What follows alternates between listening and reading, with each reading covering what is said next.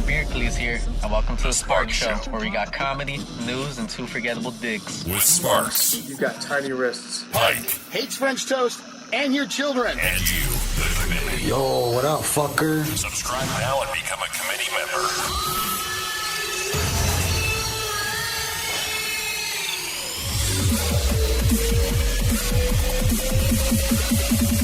Let's rock. That's what I'm talking about.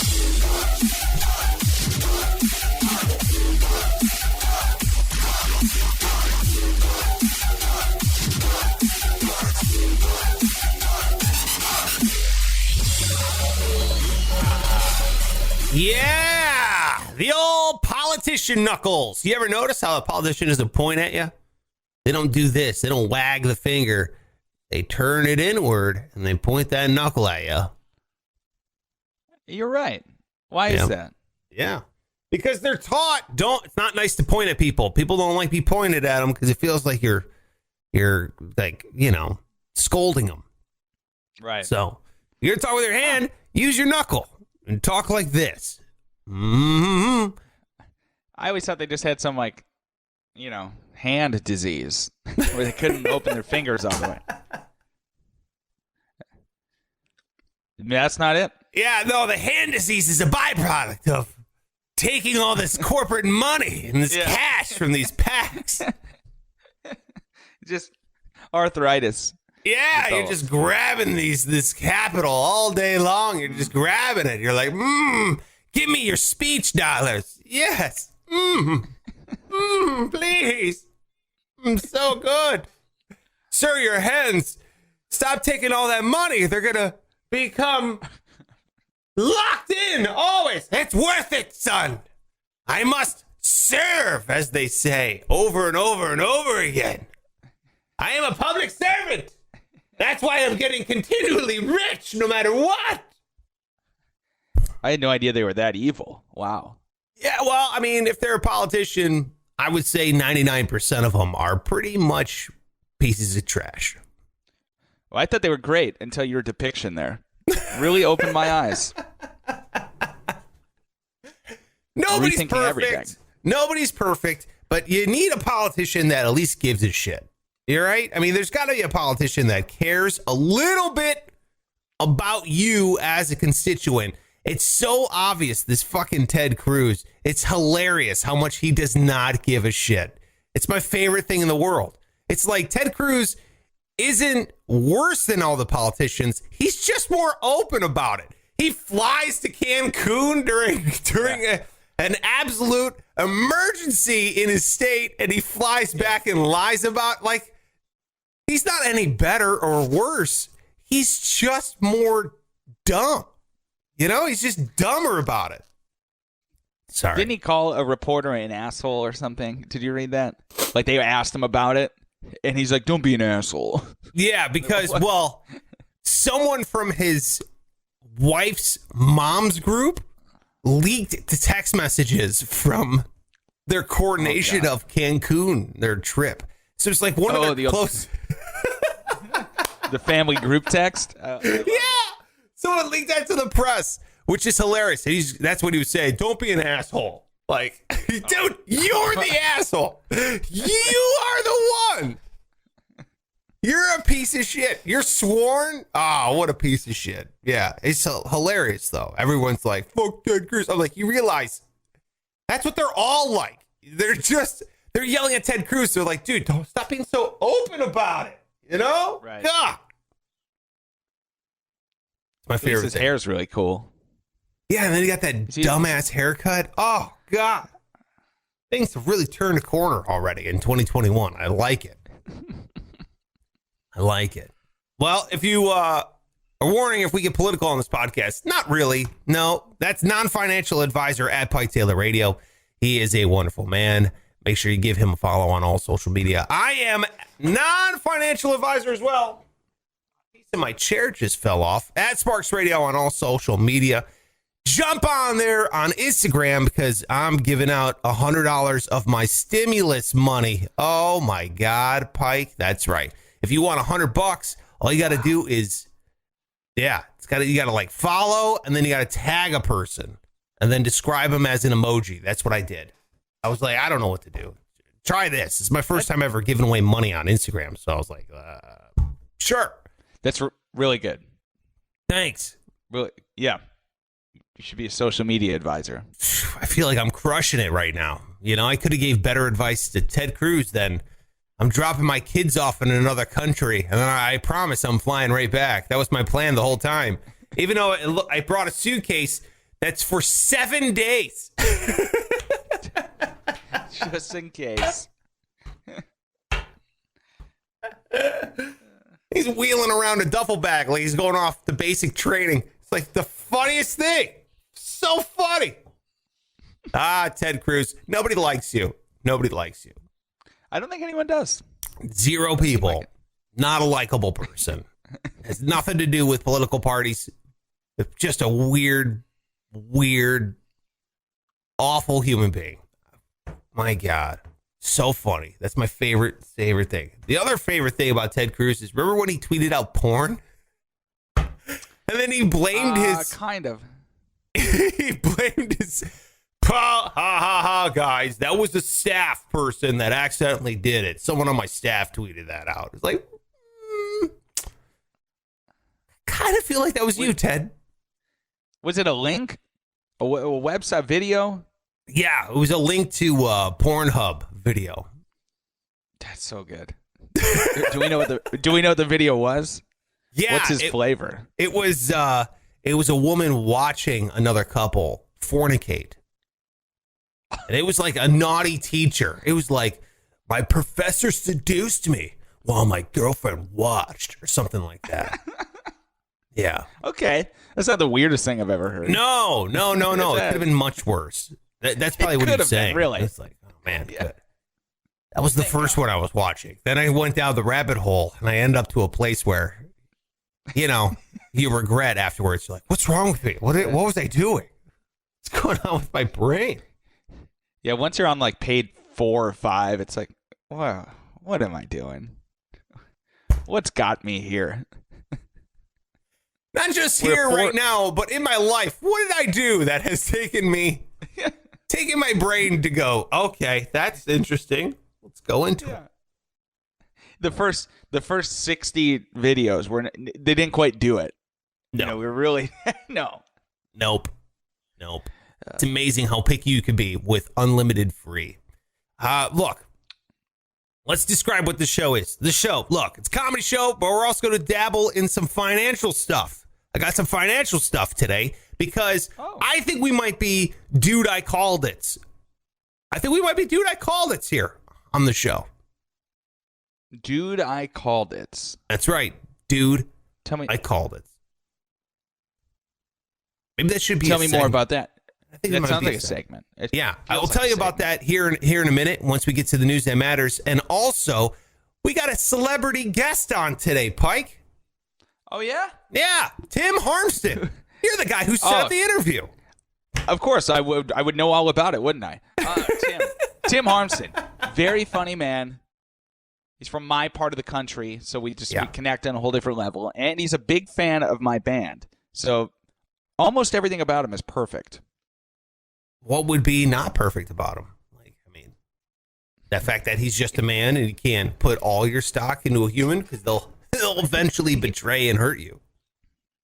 I think he has glasses, so like his eyesight isn't perfect, but outside of that, all the other stuff, the stuff you really care about, flawless human being. Yep. And you know what? Jesus approves of Tim Harmston. So we're going to be talking with him. Should be a fun interview. Actually, I know it is because we already recorded it. Should be fun. We're going to be chit-chatting with him. But before we could get any of that, Pike, before we could do any of that, what was the last purchase you made that you sweated over? You're like, shit. Sweat. Yeah. The last thing you bought that made you sweat about. You're like, do I buy this? Do I do this? I bought these headphones as a second pair of nice headphones, which I didn't think was, totally necessary. It was just more convenience because I didn't want to keep bringing my headphones from work to here to work. I'm like, let's buy another pair of headphones, and probably don't need cheap ones. So let's get the really nice ones that the guy at the music store sold me on. So that was one where I'm like, man, I don't need to spend this much money on these. Then I started sweating. And he said, what's wrong? I know the feeling. You're like, what's wrong? It's just headphones. You're like, no. You don't understand, bro. Yeah. I'm buying something nice for me that's unnecessary. Aren't you wondering why I'm paying so much for these? Huh? Don't you see how hard this is? He's like, what's wrong? You're just excited about these a minute ago. Yeah, you're really excited. Now you're shaking while handing me the credit card. I don't understand. Just dropping it. Yeah, what's going on? You got some kind of low blood sugar? I don't understand. Hang on. Can we just wait 5? I gotta call my bank. I gotta talk to somebody about this. AKA your wife. I gotta call the bank. Hold on a second. Jay is here. He's watching. He says, I'm a cheap ass. I don't like to spend money, so I do that every time I buy something. Yeah, Jay. Me too. And apparently same with Pike, which is good. It's because you work hard for your money. You don't have a lot of it. And when you do spend it, you want to make sure it's going to the right place. You don't want to be frivolous with your cash. Right. But turns out, and that was a month ago, I'm pretty happy about it. It's just nice to have a nice set of headphones sitting right here. Are they the same pair as that you use at work or no? Nope, they're a little different. They were a little cheaper than those, but they're still very nice. For this, they're great. We've been recording music, so I'll get like a mix of our song sent, and that's when you want to hear every little layer. And these bad boys right here, well, they allow for that. That's nice. That's wonderful. Yeah, that's good. Nice. I'm glad. Yeah. And they're comfortable. Okay. You wear them on your face all day. Oh yeah, I love these big. There was no better headphones than when you were a kid and you had to go get your ears tested in the theater or wherever. Oh yeah. And they put those huge 30-pound headphones on your fucking tiny little head. Oh. Yep. And the old lady volunteers go, all right, raise your hand if you can hear a beep. That was the most soothing thing. Something about that experience. It was almost erotic. Now I know what's on page 4 of your Pornhub search. Old lady headphones. Oh, hearing test porn. It's Jesus approves of that too, Pike. He's there. He's watching, and he approves. Sure. That's great. Hey, do me a favor. Can you let's get the brand and model and make of those headphones that you like and you enjoy, and we'll put it on as an affiliate link in the description. So if anybody wants to buy one, we'll make a little bit of money. They'll get some good headphones. Yeah, they're great. Sure is what the brand is. Nice. And also my response to you asking if I would do that. Oh, thank you very much. My mother cut her finger on the microwave, like really bad. Like she was cleaning it, and there's like this little metal face to the microwave, and she was like trying to clean underneath that, and like a paper cut, but with metal. Why are you doing that? Why are you it was telling awful. The story? Awful. Because my dad goes, hey, careful, that's a Sharp microwave. And that's the brand of microwave. Oh, Dad, we got a bloody mess over here, and you're making puns. What the? I was like, whoa, dad joke. That made me laugh. I was like, that's the best joke I've heard all 2021 so far. Careful, that's a Sharp microwave. Like my dad, doesn't matter who's hurt or screaming or whatever, in pain or how much they love this person, he's going for the joke no matter what. Like he's like, I see the opening. I'm taking this joke. Oh, I hope your mom is okay. She's fine. She's going to be okay. But my dad would be the one on the Titanic as it's going down. He'd be like, looks like we got a Titanic problem here. They'd be like, Jesus Christ. What are you doing? We're all dying of hypothermia. I hope you know that. You got it. And this pun doesn't make sense because it didn't become a Titanic type exaggeration until after it went down. Yeah. It's just the name of a normal boat. Why are you joking about it? He's like, don't worry about it. We're all getting on these boats. We're going to be fine. Well, I got bad news for you about who they're letting on the boat. You, sir. Won't be joking once you're the only. Yeah. What did you say about Titanic not being named Titanic? I would imagine that, Titanic, was it named the Titanic just because it was a huge boat, or did the exaggeration of like, oh God, we got a massive problem come because of like the massiveness of the word Titanic, right? Which is what Titanic means. Yeah. Did that come after the name? Was the word before the name of the boat? Did they name the boat because there was a big boat, Titanic? Okay, or I got what you mean. I got it. I would imagine, maybe I'm dumb. I'm going to go with the latter. I'm going to go with I'm just stupid, and that was a word before a boat name. Yeah. That's what I would lean to as well. But all I know about that ship is what I was in the first 2 hours of the movie. Because I don't think I saw the end. I don't think I ever. You stuck didn't? around. I'm just realizing because they released the alternate ending. Did you see that? Where the old lady, at the end, and I'm like watching this, going, I don't think I've seen any of this. I don't really remember the old lady. Does she get arrested? I hope she gets arrested. Yeah, in the alternate ending, For murder.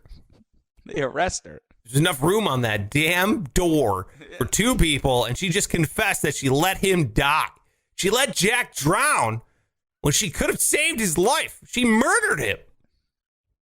Yeah, she was pretty selfish. But here's the other thing. Doesn't it kind of seem like she's making it up? Like that never happened? To cover her story. Well, she had the jewel, right? She had the heart, the ruby heart or whatever. The heart of the ocean. That was the alternate ending, because in the real movie, she throws it overboard and nobody ever knows she had it. But in the alternate ending, she shows everyone, like the film crew, and they start like playing keep away. Like, oh, give me that again. Nope, I got it over here. And then she throws it behind her back and it goes into the ocean. That's a pretty cool ending. It's very awkward. Then the guy goes like, come on, lady. Why the hell did you do that? It's so dumb. Dude, I saw that movie in theaters. I went because I wanted to see, this girl wanted to go see it with me. It was, I came out. I didn't come out. I haven't done that yet. But it was like the movie. How old were you? 8? The movie came out when I was, I think, 12. Oh, okay. It was PG-13, and so it was me and I think 6 or 7 other people went and saw it. But this girl was like, "Oh, I want to go see it with Matt. I want to go see it with Matt." And this is the first time any girl has ever said that. And so I went to the theater. I sat next to her. There's a bunch of other kids around. It turns out she never said that. I was just being lied to. And then kids at the end of the row were shooting spit wads at me the entire 3 hours of the film. It's when I was like, how long is this movie? Oh, God. How long is this movie? Right? There was, it's 3 hours long. And I was like, oh, no. What? That's a really sad story. Yeah. I was getting spit wads shot at me for 3 hours during the Titanic. I chose to go see the longest film with bullies. So the whole thing was a ruse just to get you there to, hurt your feelings that this girl never actually asked. Yeah. And then you're like, what? What a bunch of dicks. What a bunch of dicks. Yep. You know who's there with me?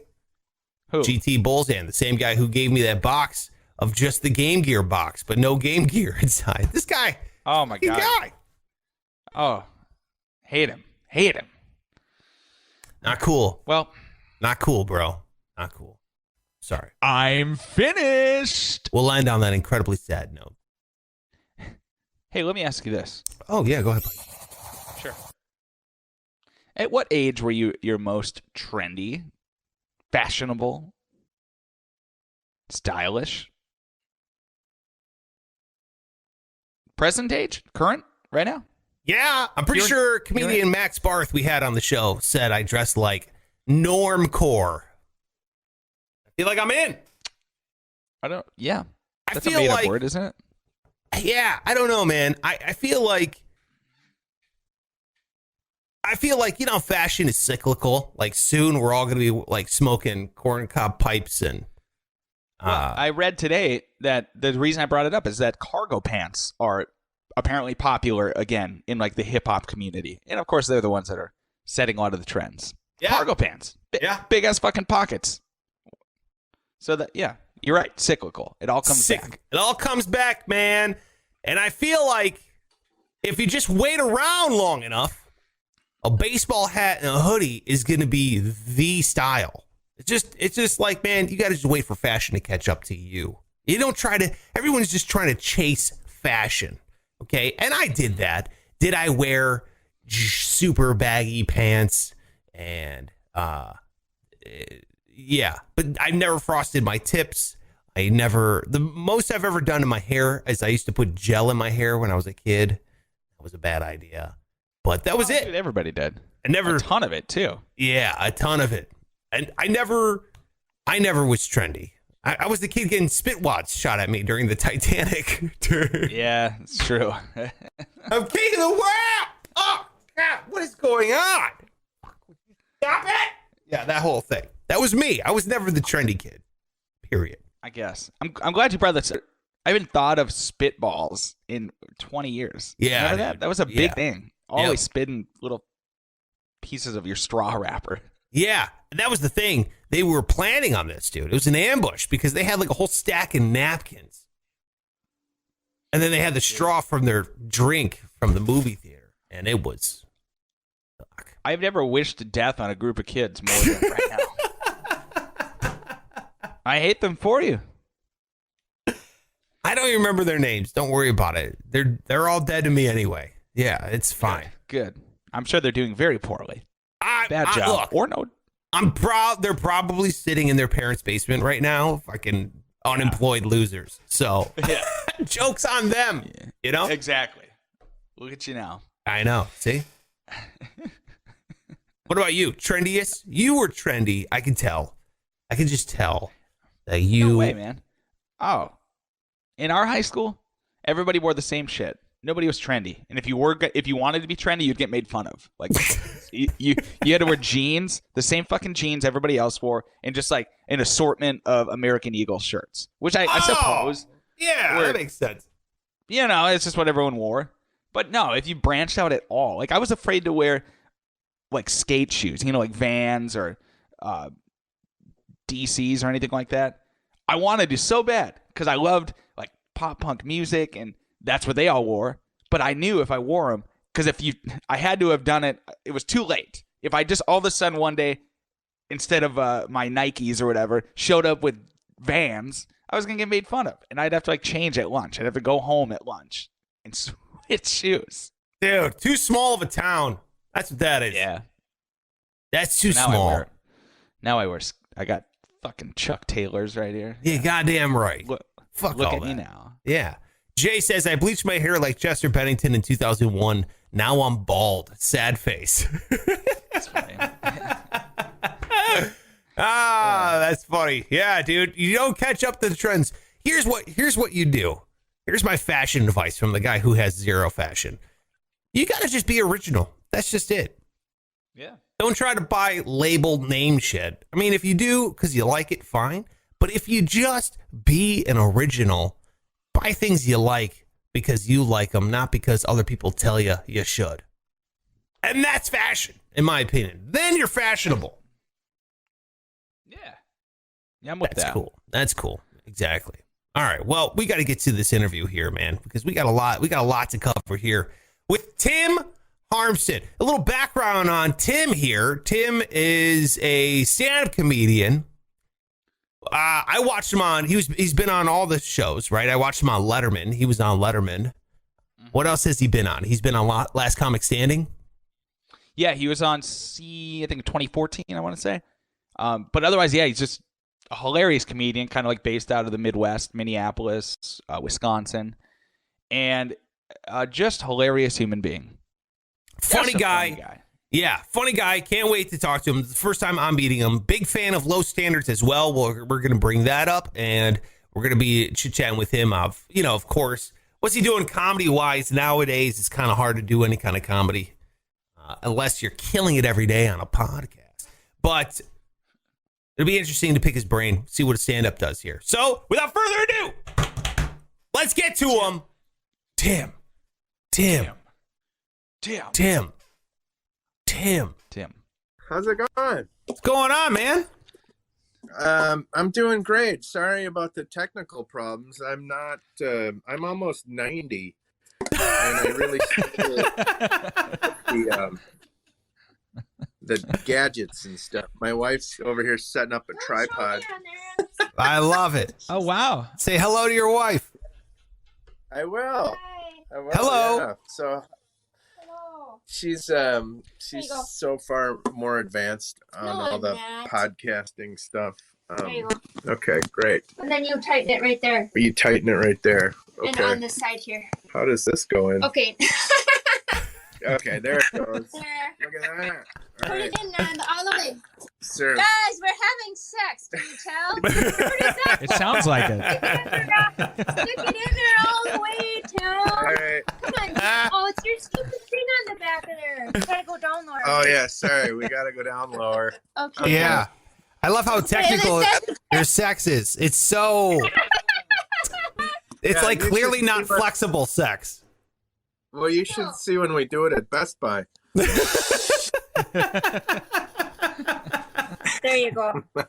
Is that okay? Well, thank you for letting us both watch. We're Yeah. both Yeah. fans of it. My pleasure. This is great. Yeah. Yeah. You look good. You sound good. Everything's great. You're good to go. Yeah, thanks. Yeah, I'm excited to be on the show. I talked a little bit to Cody about it. He said it was real fun. So And who the hell is It's Cody? very, very big. Yeah, that's cool. Who I was just telling you about. So I don't think we've even met in person, Tim, but I'm Pike, so I'm the one you've been talking to. That's my friend Sparks Yeah. in the middle. Hi, Tim. Yeah, so he we used to work together years ago in Fargo, and then he went on to Omaha, Vegas. Now you're in Cleveland, and so we ended up doing this podcast. He's been doing it for years, but I just started in like September. Anyway, that's a quick. This is emanating from Cleveland. Kinda. You know, we're kind of all over. We've triangulated the United States. I feel like right here. You're a Minneapolis comic, right? You're in Minneapolis right now. Yeah, we're typically living. It's a long story, but we live in Minnesota and then we live in Wisconsin. So and then Los Angeles. So we live in three. We have a family cabin that's kind of our safe place. So we'd like to be there as much as possible, but then we're mostly in Minneapolis in the summer. It's a long story. What Sure. difference does it make? Yeah, Well, it's fine. You know. Yeah, tax evasion, whatever you want to call it. You know, that's fine. Yeah. It's perfectly good. Well, we're where the work is, you know? Sure. So, No, that's course, exactly. Yeah, of that's course. exactly it. That's awesome. And how do you know who's Cody Pike? How do you guys? Who's this Cody fellow? Cody's my friend who I started the band with. So he was the one I was telling you about who lives on the border of those 3 states. And so he knows Tim Yeah. through, I guess I don't, you know his brother, obviously, Mitch, right? That's kind of how you guys know each other? Okay. Yeah. So Mitch is Cody's older brother who was a comedian. I'm in Minneapolis, and now he's out in L.A. Tim, you could probably tell more about Mitch if you want. I don't know. Yeah. Mitch is an old friend, and then I become friends with all the Hansons. They're the Hanson clan. So, the Hansons of the tri-state region. And Right. Yeah. you know how it is in the Midwest. There's only Sure. a couple of Hansons. Yeah. But yeah, So Cody reached out to me and said, told me about your show and said that you're a big Packer fan, and so I thought there would be some common ground here. That's a big selling point. I like it. Yeah, that's what he told me too. He's like, just talk about the Packers. I'm gonna be set. All right, great, perfect. So Sparks is a Browns fan, and he'll sit this one out. Hey, that's fine. What do you mean? Ugh. Hey, It's the Browns. No, Come on, as in all of us together suffering. Yes. And then just to Exactly. I feel like the Browns. I feel like either of our teams could have won this year based on that crap show that the Super Bowl was. So it makes it all that much harder stomach, So Yeah, Exactly. it's never satisfying when you see such a real shitty Super Bowl. If it's a great game, you're like, oh, okay, at least it would have been difficult, But when it was like 9 points, what was it? 9 points the Chiefs got? Yeah, it's awful.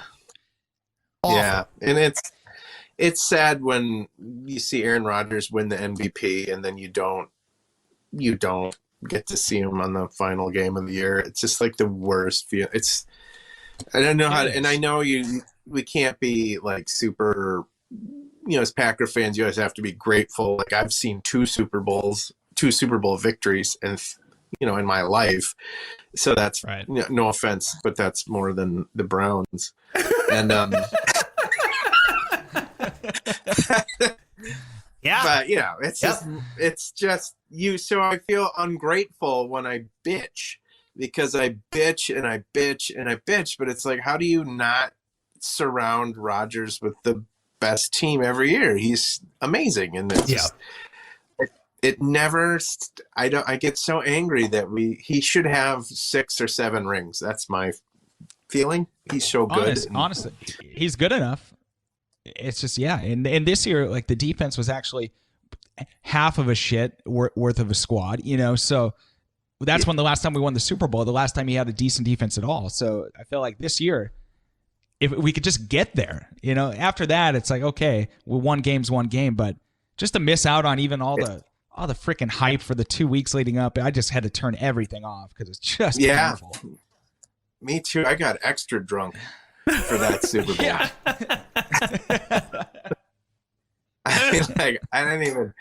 I didn't even know. I couldn't even add up my squares on the big board. I was so drunk. So, well, you're originally from Wisconsin, right? What part of Wisconsin are you from?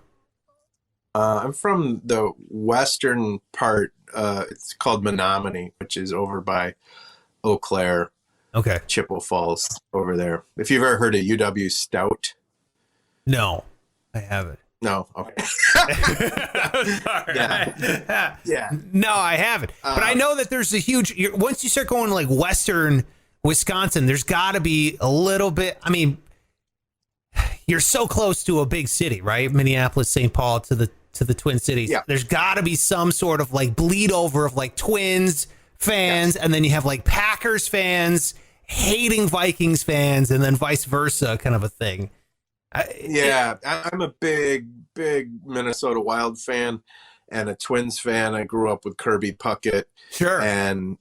But my dad was from Wisconsin, and so we're Packer fans, and that's first and foremost. But I'm a big hockey fan, and we're an hour away from the Twin Cities, and so that's always been, it's like people that live in Rhode Island or whatever, like you're close to Boston, you're close to, and so it's always been, I'm from Wisconsin, but I feel like I'm from Minnesota, kind of.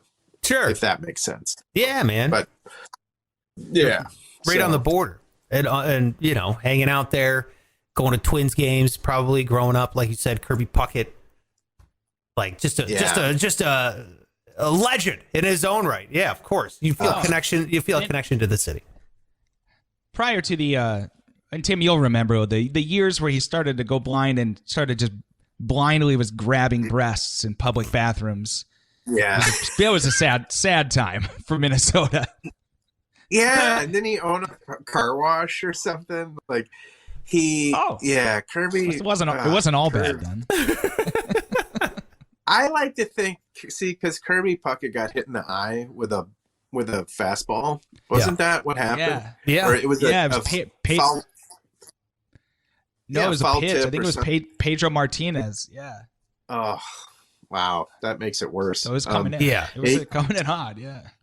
Yeah. And so he went, he had macular problems, and then it just didn't end the way I felt like he had CTE or something from that, because his behavior got really weird. And, and then he died really young. And so I like to bring these nice kind of stories into podcasts to cheer everybody up. He died young. It's a real tragedy, guys.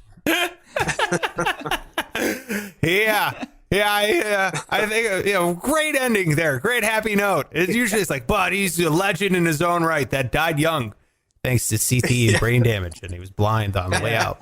Really, really sad ending. And I wasn't in the right either to bring up the blind breast grabbing. Like that was some sort of joke. Well, too. he did it because that wasn't funny either.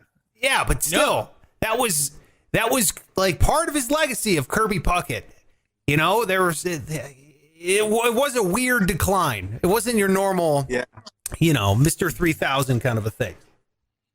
Yeah, and I always thought with Kirby, if he had played for the Yankees or the Dodgers, he would be in the same breath as DiMaggio and Babe Ruth because of how enjoyable he was to watch. Like people love Derek there, but it's like Kirby Puckett to me had 10 times the charisma and likability that Alex Rodriguez or Jeter had, and he also had the stats to back it up. And so I'm a huge fan of Kirby. You know, sometimes you just got to give people a free pass for, I'm sure he had problems, but it was fun. Watching the Twins was really fun growing up, and once they got out of the Metrodome, it was even better because the Metrodome was an awful place to watch baseball. Yeah, absolutely. It was. Yeah, it was. I saw a game there once, and it was like, what was it? Was it during a Vikings game or was it a Twins game where like the ceiling started falling down? Like the ceiling was collapsing during gameplay. Yeah, that was a night. It didn't happen during the game. It happened the night before the game. Oh, okay. And they had, and Fox had their cameras rolling. I don't know. They'd set up a camera for some reason at night, and they ran it through the night, and it caught the whole stadium roof collapsing. It's really dramatic. It was insane. Yeah, and as a Packer fan, I just was hoping that all the Viking fans would have been in there, just getting covered in snow, running for the exits. Oh man, it would be like a metaphor for their team, really. Yes, it kind of was in a way, because if I remember right, it wasn't going very well, so it was like, Jesus Christ, even the stadium's giving up. It was perfect. And then they end up having to play the game, if you remember, in like Detroit on a Tuesday or something insane like that. Yeah. Crazy stuff. Nothing better than Detroit Tuesday football. Doesn't get better. All right, can I switch gears? Can I talk comedy for a minute here? Since you're, obviously a comedian, and it's a weird time for comedy, and you're talking about, where you got to go where the work is, and that's comedy. I mean, that's just kind of where how the game is played. How you doing in terms of comedy? Are you? Because I saw before the interview, I was checking out all your stuff, and I was going through some things. I know you've done some Zoom stuff, Zoom comedy. Have you done have you done clubs? Have you tried venturing out? Are you apprehensive about it? Or is it coming back? Or are you still like, dude, I don't even know. I did 2 shows, my first 2 shows back this last weekend. Yeah. And I almost, as much fun as I had, I almost instantly regretted it, because I just to be in a room of, with a bunch of people without masks on that are laughing. And I'll be honest, I did so well that people were having a lot of aerosol coming out of their mouths. Yeah. You're like, I hope I bomb tonight. And it's just crickets, and no one makes a sound. I mean, I think they knew but the cool part from a mental health standpoint was that they needed to laugh a lot. It was a small town in Minnesota, and I needed to do that to feel good. But at the end of it, driving home from the gig, I was just like, I don't know. I just don't know if we're ready to open back up, because, I'd like to think that it's safe and that we're all distant, but I just don't think I'm going to take any more shows until I get a vaccine. And that's the truth of it. So I've been I've been painting. You know, I've been jumping on construction crews. Whatever I can do to make money, I'm doing. But I'm not probably going to take any more shows until I get a vaccine. And hopefully, at my age, I'll get it soon. Like, I'm almost 50, so I feel like, you know, that's got to be a couple months away, and I can wait that long. But but man, I do think when comedy comes back, people are going to be so jacked to go laugh again. I really feel it. So I'm not worried about a couple months of sitting on the bench.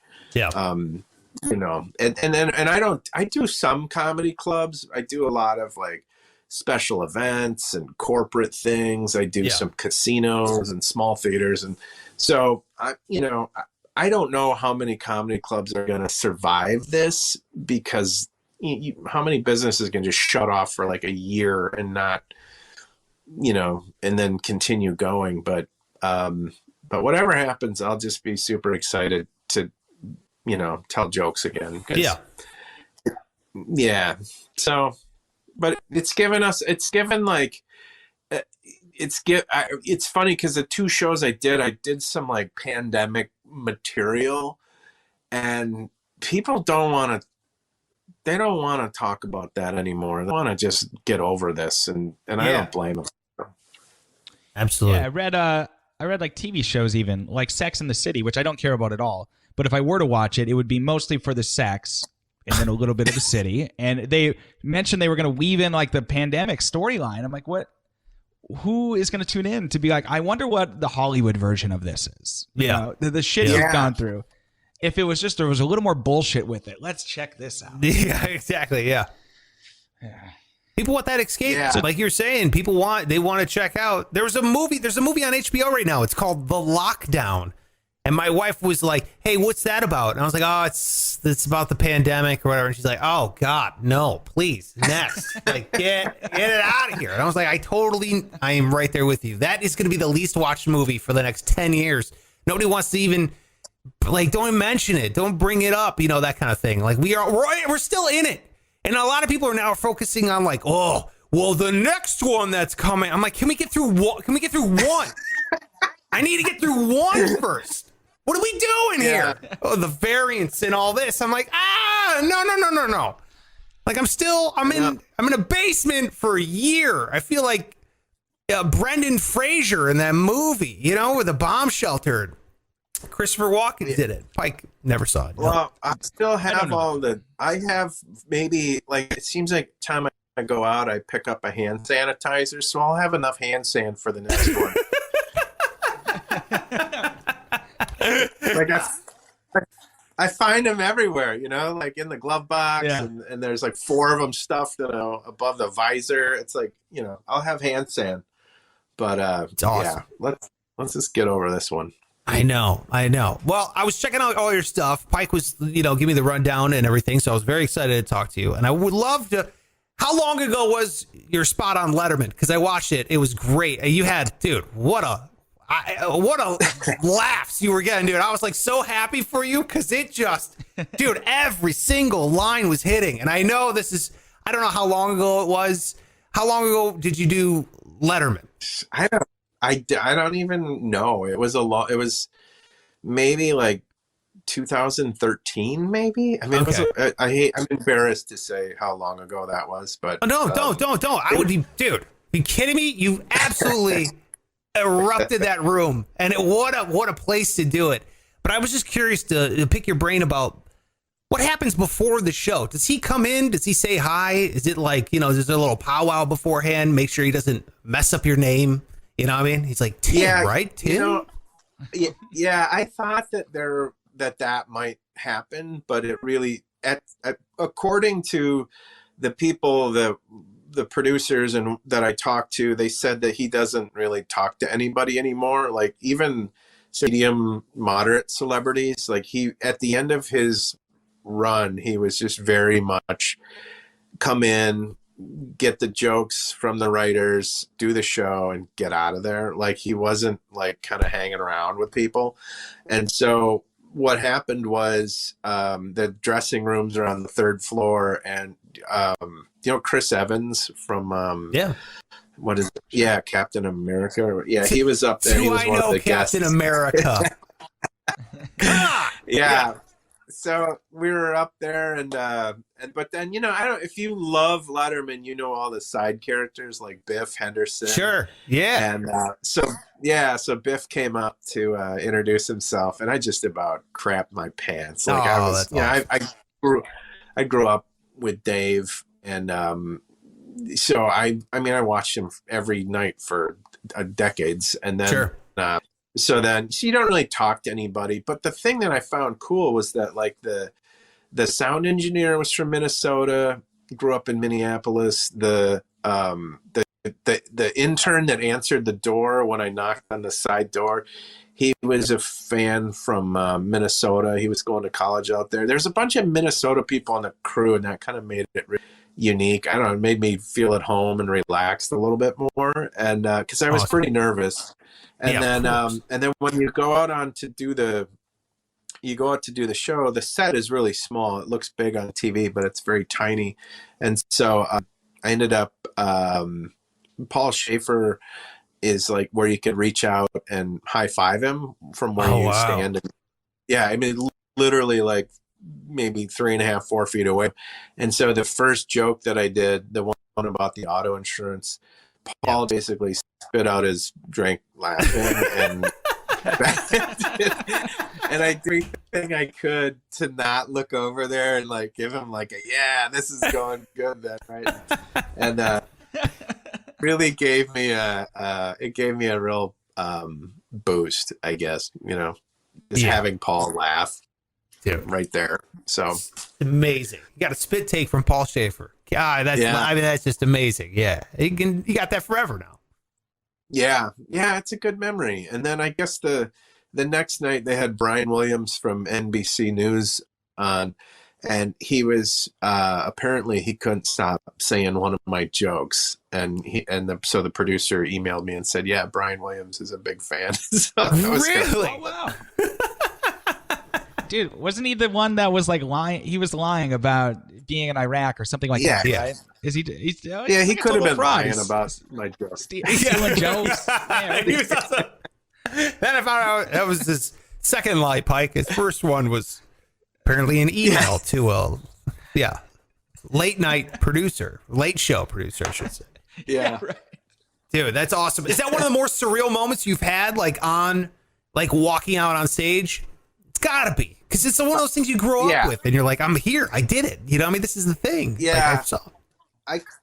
I couldn't even. I was so nervous that it's hard to explain. I mean, I'm sure it's like anybody that gets their first break on Johnny Carson. That always used to be the big show or whatever. And so I always wondered, like, how nervous would I be if I went on Carson, and then I got my shot on Letterman, and that was, I don't think I slept the night before, and I was like, but it was like you practice that set that you practice it so many times, like literally, I probably did that set every night around Minneapolis for 3 months. And everyone thought I had like a brain injury, because you're like, Tim just shows up and he does the same stupid jokes for every night. What's going on? Because I didn't tell anybody, like you never want to shoot yourself. Yeah. So I didn't tell anybody, and then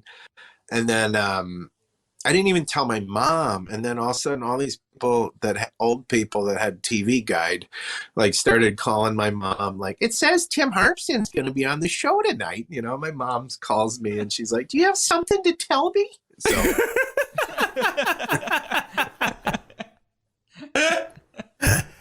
Oh, that's amazing. I can't believe you didn't even tell your mom. That's I get it. Afterwards, you'd be like, guess what I just did? Turn on the TV tonight. I get that. And the pressure kind of going up.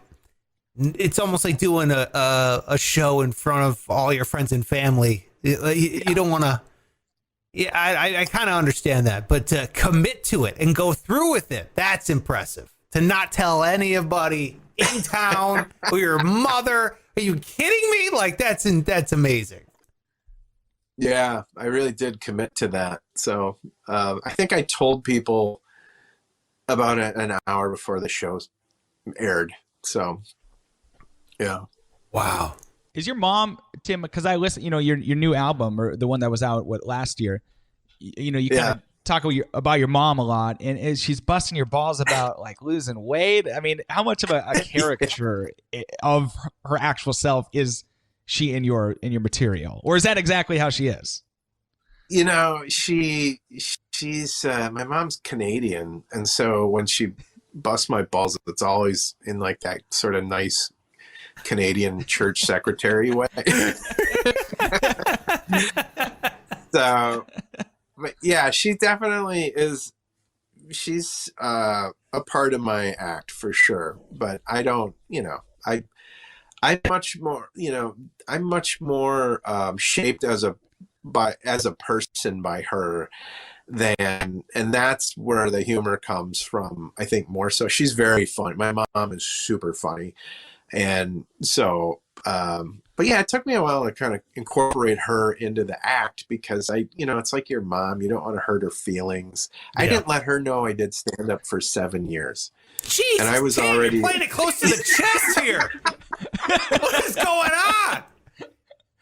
Jeez, Tim's gonna be like. Also, I just told my mom I am the mayor, and she's a little bit late on her taxes, and I haven't had the heart to tell her. But God, well, and it's funny too because people would start going out to shows around the cities, and they'd call my mom, and they'll be like, "Well, I saw your son on stage. We were at this comedy club," and my mom would call me and be like, "Someone says they saw you at a comedy club. What are you doing at a comedy club? Why would you be there?" Yeah, I don't know. Must have been someone who looked like me. My God, you're like the Bruce Wayne of comedy here. Like, what's going on?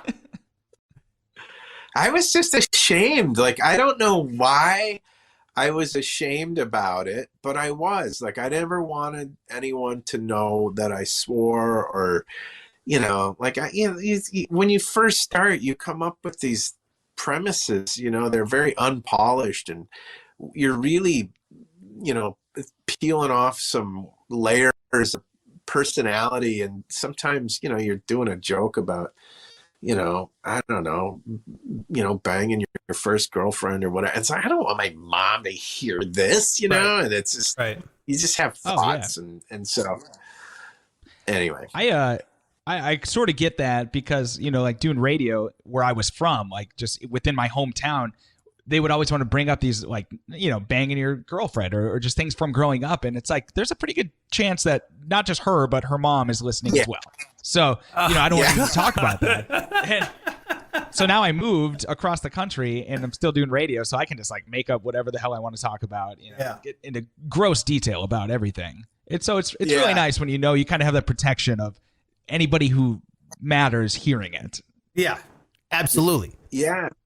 Yeah, and I did a podcast one time, and I think I posted it on Facebook, and my mom downloaded it. Like, she got an Apple computer and started, being an internet person, and she downloaded this podcast, and I swore on it, and I said the F word several times.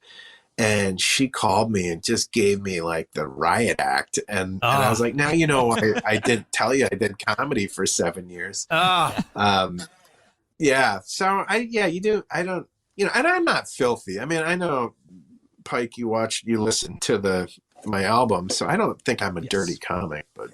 No, not at all. And maybe you used to be, I guess, like you mentioned, kind of evolving as a comic. I'm sure to start, it's a lot of swearing, and that's why it's such a challenge, I'm sure, to not do that, because it seems like that's the low hanging fruit. It sparks the radio too. It's just all that dick and balls stuff. It's so easy, but those that aren't doing that and are hilarious, like, I got mad respect. It's the hardest thing, man. Hardest thing in the world. Yeah. And you look at the people that make the most money are probably clean comics like Brian Regan and Jim Gaffigan. Yeah. Not always, but Seinfeld. It's just you open up so many more avenues, and again, I'm not, I do a lot of corporate shows where I have to be clean, and so it's good practice. But on a Friday night at the club, I'll let the F-bomb go. Yeah, he'll light them up on a Friday night. He'll be like, listen, oh, fuck faces. Oh, felt so good to get that off my chest. All right, thanks. Yeah. I appreciate it. Well, that's amazing. Can I just ask, what religion did you grow up as? Because I hear a lot of Catholicism. I am empathizing 100,000% here. What kind of, was that a big factor with your mom? Like, you got to be clean, or is it just Canadian? No, it was. We grew up Methodist, but Methodist. It was much. Yeah, they like to make you listen. Through this thing called confirmation class, and they make you listen to tapes about if you do, XYZ, you're going to go to hell and all this stuff. And so there was a part of that gets ingrained into you where you don't want to, but I gave that stuff up pretty early. but yeah, maybe it's just about decency. I don't know. Well, yeah, and it's, you don't want to offend. Nobody wants to offend their mom. That's like the one person you're like, all right, I don't want to. I get it. On this show, not saying that, I think this show is, try not to be blue, but we're two guys sitting around talking. You go to a barbershop, you're going to hear some things too, kind of a thing. But yeah, I remember my mom checked out this show one time and she was the same way, crying. And it was called, she saw on Instagram, we titled the episode, it was off of a joke. It was called Cut Satan's Dick Off. And she called up, or cut Satan's dick off. And she was like, how dare you put this out? How could you do this? And I said, well, at least it was Satan's dick, Mom. It wasn't like it was, if there was anybody who should have it cut off, it was him. Yeah. Like, what are you doing? Yeah. Come on. I thought you would be. Yeah. That didn't go over well. She was very upset. You had no business having a dick. Yeah, that's right. You don't want that. It's the one guy. Yeah, it's not like it was like, cut, it's like cut the Dalai Lama's dick off. It wasn't like that.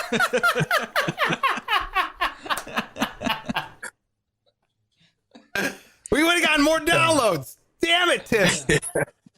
We would have got it. That's yeah. Well, what are you doing now? What are you looking forward to? What's the thing that you're like so jazzed up about? You're like, okay, this is it. Like, your life has been obviously disrupted greatly being in entertainment, just like everybody else in entertainment has really kind of hit it hard here. I'll be honest. Like it's been a big year of changes. My wife and I took over the family cabin, and so I've been learning how to do the trades like drywall and paint, and we're doing carpentry now. I'm doing all the doors and windows, and I know that sounds like super boring, but it's been kind of like this island of where I can just unplug and just do. I love to be honest, I love getting a 12-pack of beer and ham and pound. I got one of those air staplers, like a really nice air stapler and a compressor. Oh yeah. I just love I almost feel like I'm putting this time to use while I'm not working building this thing, and it's just been really fun. So I'm learning about floor epoxies and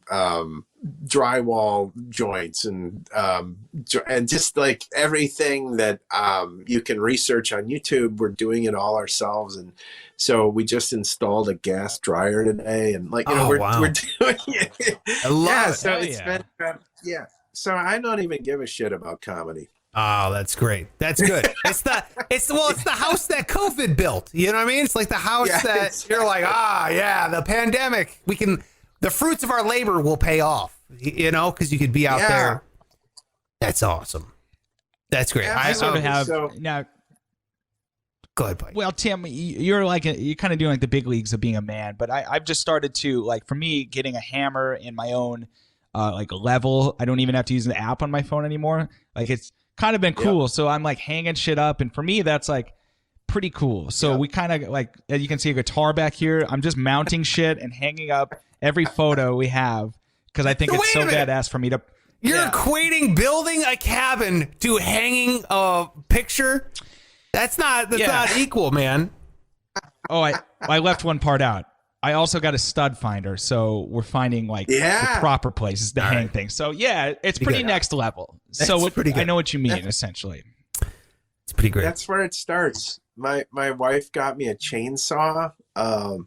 It was an electric one from Aldi. So that was the only joke I did throughout this broadcast. So. Oh God, that's amazing. Was it named like something weird German, like some weird off-brand? Yeah. You're like, it kind of looks like Milwaukee a little bit, you know? It looks like the colors. It's like the kraut cutter or something stupid. That's amazing. That's unreal, man. Well, hey, I really appreciate you popping on here. Pike, I appreciate you setting this whole thing up. I thoroughly enjoyed doing my background and my research on you and the whole thing. I think that, dude, I just think you're just a seriously funny guy, but you're also incredibly down to earth. So I appreciate it. It's awesome getting to know you. Yeah. Thanks, guys. This was a lot of fun. So, if you want to talk some football, have me back on during Packers season. Oh my God, yes, that'd be great. Tim, before you go, I was supposed to mention, because Cody, my friend in the band who set it up, he always brings up how you're a fan of our band, first of all, and maybe he's making this all up, so tell me if I'm wrong. But he also said you're a fan of like one of our songs that called Screw Year's Eve, which we've always said is the worst song we ever wrote. Nobody likes it. But he always says, well, Tim Harmston likes it. So it kind of legitimizes the whole thing. Yeah. Is that true? You know, I love it. I didn't even know you guys were on Spotify. And so I went on there and I listened to the album on a road trip, and you guys are really good. And I love your live shows. I was in Fargo and you guys were in Fargo. So I came over across the street. I was working at some hotel and you guys were at I was playing Fargo, and I just came in and just whooped it up. I mean, I was in bad shape the next day, but that was, I love catching you guys. Oh, dude, thanks, man. Yeah, I forgot that you were probably over at the Radisson downtown. Yeah. And you came down to the Pickled Parrot, which God bless your soul. Thank you for doing that. Yeah. So, yeah, I'm excited to see what you guys, are you guys still like touring and stuff, or? We just got a few things kind of on the schedule, but as you know, it's just, we'll see. Right now, we've been writing more new music. So we've been in the studio. We went to this little town in South Dakota called Scotland and recorded 4 songs. So we're going to be now like this weekend filming a music video and then releasing a single and then probably doing a single every couple months. So we got kind of a cool thing going for the next half a year or so anyway. Shooting a music video this weekend. You got to say that, dude. You're flying back, shooting a music video this weekend. Yeah. We're bebopping to Fargo, rented the Fargo Theater. It might be, I don't know if you've been there, either performed or seen some comedy, but we rented the theater out. We got a pretty badass plan for a video. Great song. So you have to check us out when we're on Spotify. All right, we're here to promote Tim. God damn it, Pike. What are you doing, man? We're here to promote our guest. You're crushing it. Hey Tim, what can we plug though for you? Obviously, I've been throwing up your social media handles here. What would you like to plug? Anything in particular? Just the albums on Spotify and Pandora. Those are great. I've got 2 of them up there, so that would be nice. And they're also on iTunes too. So okay, well there you go. Make sure you're searching Tim Harmston. Hilarious. You are absolutely hilarious. I love it. I'm going to download those. Check those out for yourself. I'll throw a link in the description below if you want to go check out Tim and his comedy, but you're a gentleman, and I appreciate you stopping by. And Pike, I appreciate you setting this whole thing up, man. This is great. Thanks, guys. Appreciate you stopping by, Tim. Thank you, Cody, for doing this, and it was a pleasure. It's great to meet you, Tim, or see you in person. You bet. Take care. Tim Harmston. Oh, what a great human being. Make sure you are jumping on his Twitter. You're following him. He's a funny, funny man. Especially, I was watching some of his stand-up before the interview. Hilarious. Very funny guy. Very approachable. Does that make sense? Like some comedians, you feel like, oh, okay, we get it. You're a goddamn comedian. But he kind of feels like a buddy. He kind of feels like no doubt. a Yeah. dude. Yeah. Yeah, he's just the funny guy at the party. I listened to his most recent album. He's got multiple albums like on Spotify. Just type Tim Harmston in. But it is a hilarious listen. Throw that on when you're driving or whatever. Yeah. Make him 0.4 of 1 penny. That'd be great. Yeah. Stream it for him. Yeah. No, but thanks to Tim Harmston for being on. What a wonderful man. Hey, Pike, are you ready for the news that matters? Of course. Oh, yes, Big this news, is dude. the Big news. news that matters. Yes, this is the news that matters. Holy shit. You got big news too? I got a follow-up news story. Something we've previously had on the show. So yeah, it's oh my god. Wait a minute. Excited to share it. Is this coincide with the dude I called it here? Potentially. I guess maybe. Is it about stocks? No. Oh, okay. Good. Whew. I thought we had the same news story. No. Different follow-up. Look, we're in episode 364, and I believe it was episode 362, Monday's episode, where we brought up a subject, and that subject was GameStop. I said, hey, Pike, is GameStop going to go back up? Is GameStop going to be a fire pick coming back up here? And remember, we were like, should I buy it for, it's like $40. It's just only $40. I was in the bathroom brushing my teeth Sunday night, thinking about the show Monday morning, and I have my app up, and I'm like, should I just buy a share of GameStop just to get in here? Just to it's $40. It's not going to kill me. Just one share. Should I do it? And then I was like, I'm already an owner of AMC stock.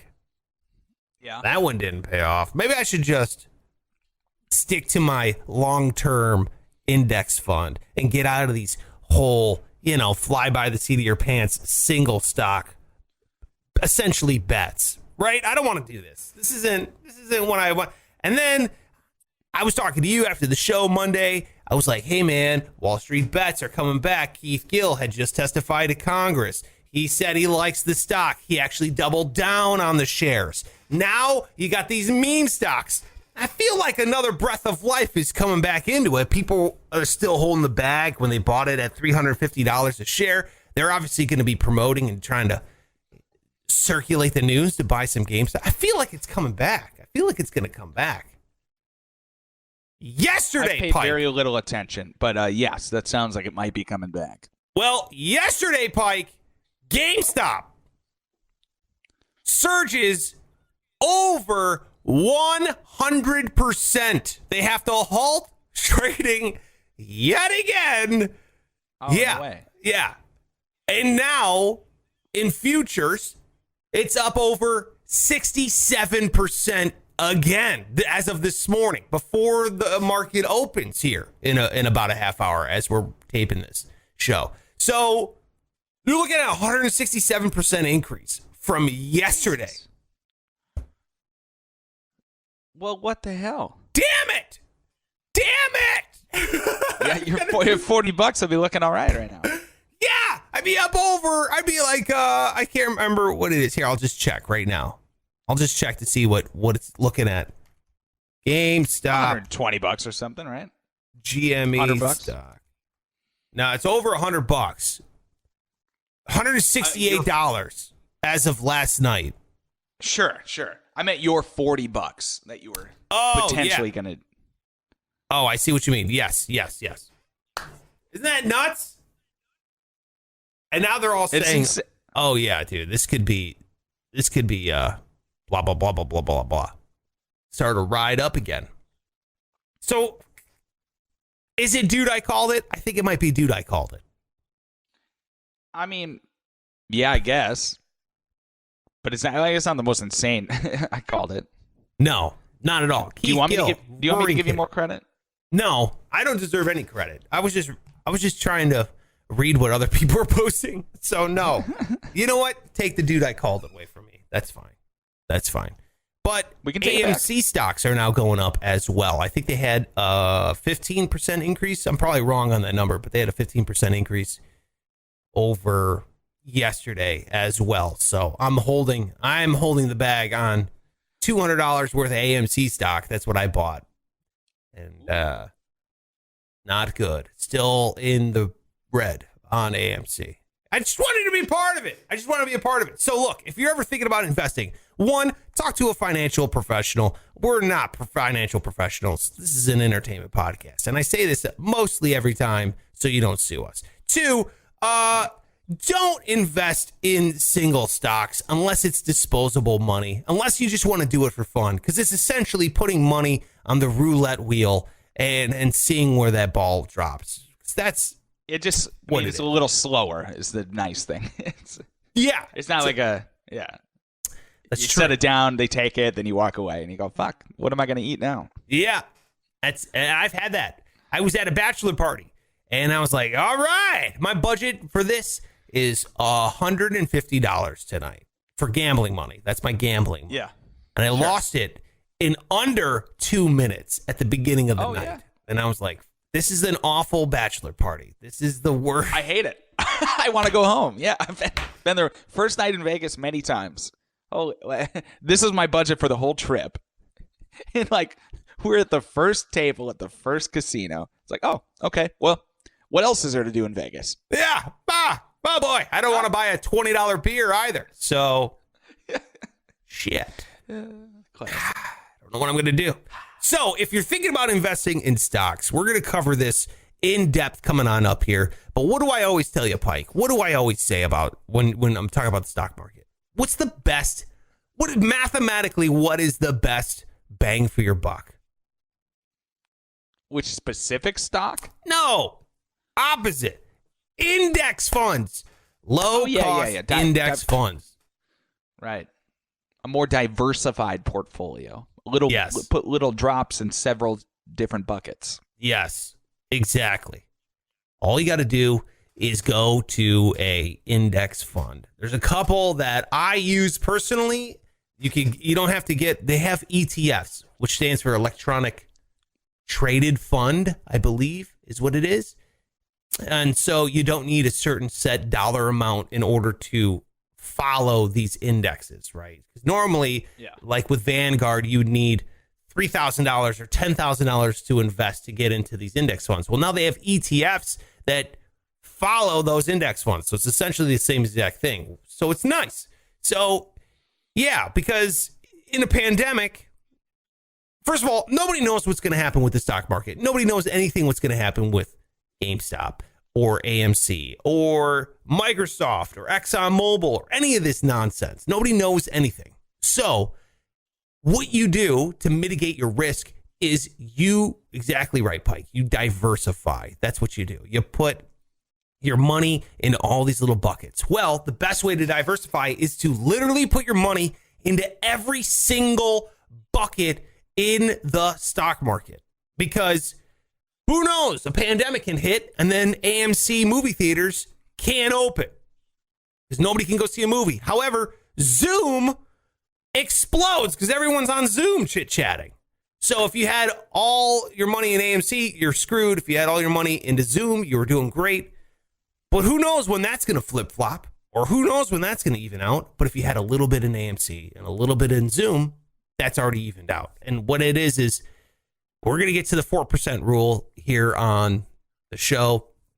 I'll talk about that. There's the FIRE community, the Financial Independence Retire Early community. They love this index fund investing. They love the 4% rule. We'll get to that here more in depth. I don't want to take up too much of your time. So when I talk on this show about individual stocks, just know that that's disposable income and it's essentially gambling. And I would never, ever recommend, first of all, I would never recommend anything I say. I would talk to a financial professional.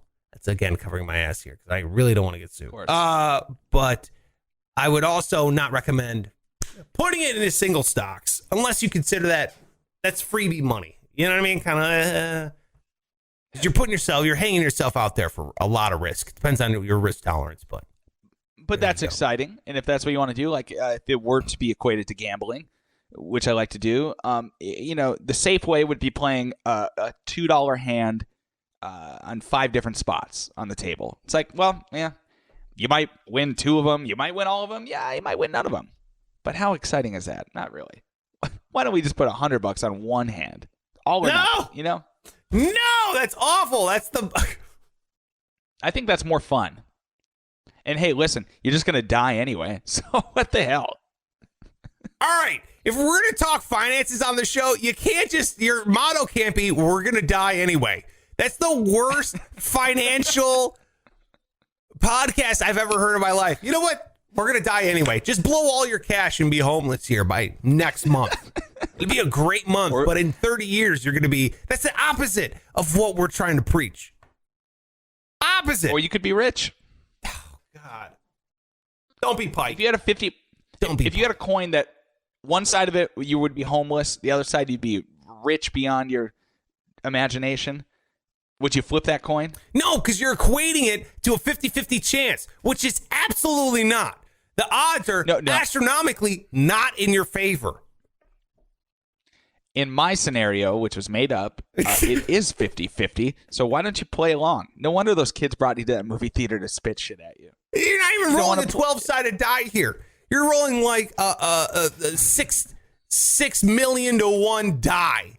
And you're rolling it going, what's it going to land on? I hope it's my number. And then you're like, no. You're fucking yourself out of all your money. That's what you're doing. Don't do that. Do not do that. Pike has no financial experience, 0 clout in any kind of financial community. Don't listen to him. I get paid every 2 weeks. I know finance, all right? I'm a money guy. Golly. All right. What do you got, Pike? I'm finished. A follow-up to a news story that we talked about a couple weeks ago, and I'm so excited to have seen this story because I've been thinking about it ever since. Like, what the fuck? What happened? Why did Bruce Springsteen get charged with the DUI? Remember we talked about that? Yeah, because you had told me unjust. It was bullshit. It just didn't add up because that next morning you had the story that turns out he just had a shot with a fan off of his motorcycle, got on the motorcycle, drove away, and he only blew, what, a .02? Yeah. Which is, that's hardly anything. You know what I mean? That's like a shot of NyQuil. You're not legally drunk till .08, correct? Right. Yeah, exactly.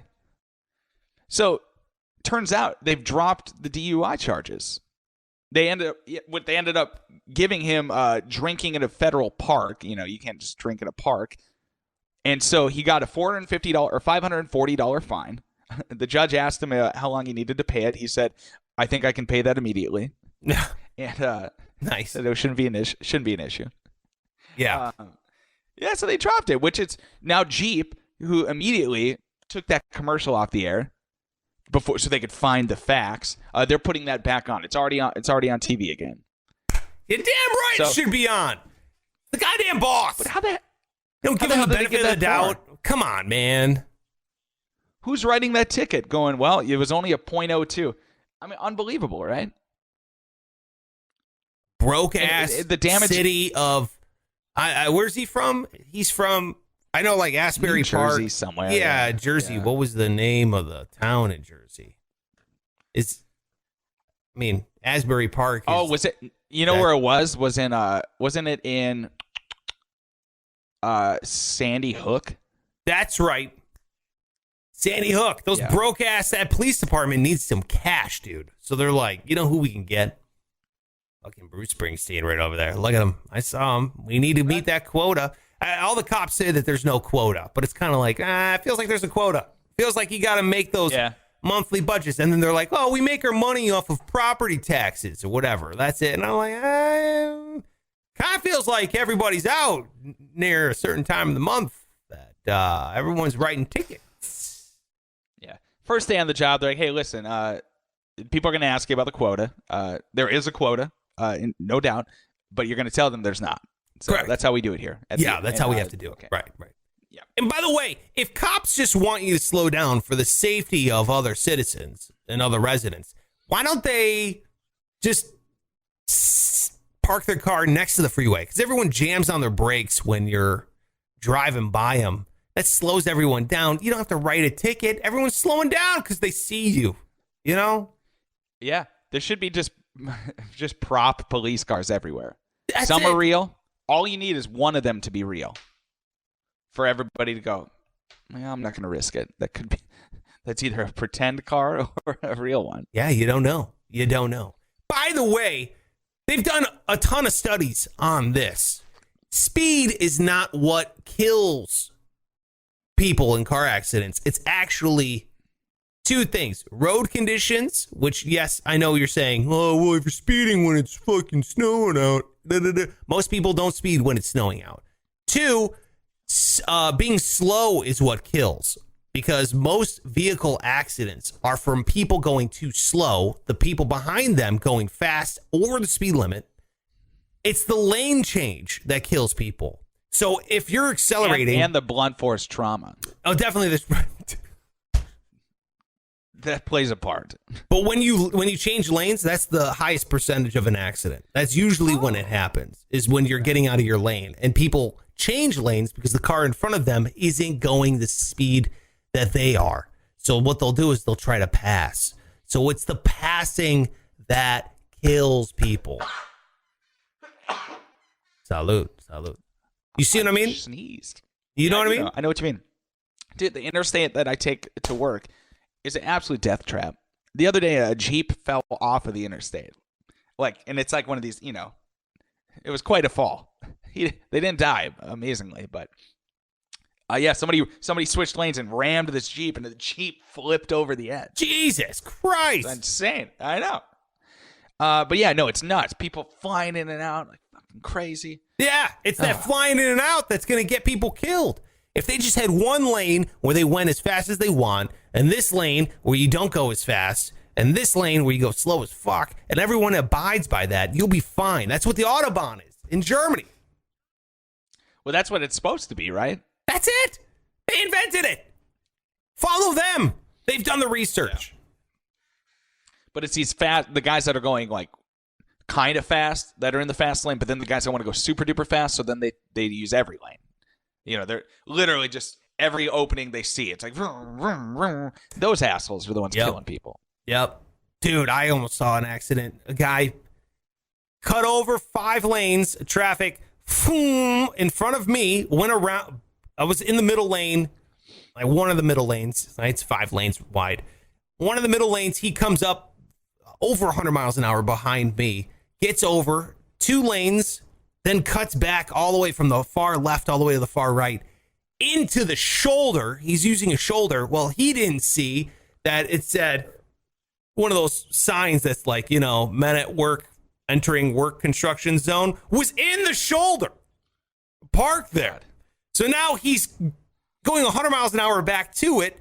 He has to go 120 miles an hour to get in front of the car in the slow lane before he crashes into the thing. He starts going sideways. Luckily, he recovers and continues on. I was like, Jesus, we almost just saw a horrific accident. It was that close. What's going on? Like, I wish I knew. If, there's an absolute emergency. Yeah. My wife always says diarrhea. That's what my wife, probably got diarrhea. That's what she says. That's my wife's joke. Then it's absolutely justified then. Exactly. I'm finished. Well, shout out to the boss for redeeming yourself. That's it for the show. Our thanks to Tim Harmston for being on today. We absolutely appreciate him. Tomorrow, Pike.